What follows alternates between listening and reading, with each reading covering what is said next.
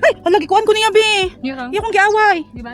Good morning mga mi. For today's video, samahan nyo kami mag-walk. Ayan, walk ulit tayo kasi ang tagal-tagal kong hindi nakapag-exercise. Simula nung nag 6K kami, sumakit yung katawan ko kaya kailangan kong mag-walk-walk.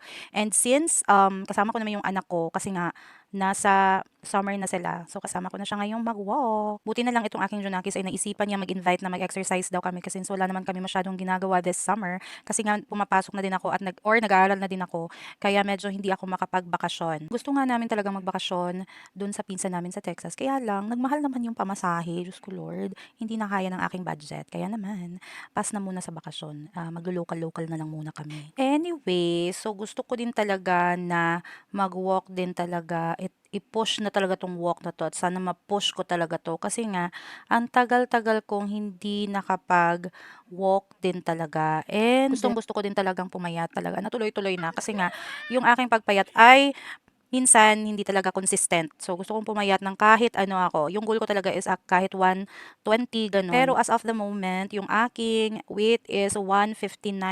Nagbalik sa 159 na naman ako kasi yung C9 ko ay hindi ko masyadong naiinom kasi nga palagi ako nauubusan. Kaya ngayon nagsi-C9 coffee ako and sana consistent yun kasi minsan talaga nauubusan ako ng C9. Anyway, so dito nga kami sa park namin. Hindi namin to actually park, charot.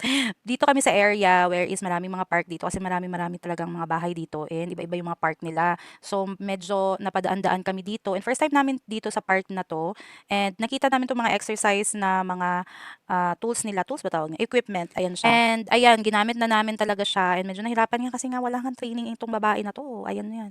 Oh, so yun lang yung aming pinuntahan. Tsaka mga 45 minutes lang din kaming nag-walk and after that, nauwi na talaga din kami. And wala masyadong tao ngayon, siguro kasi merong holiday na nangyayari dito sa US.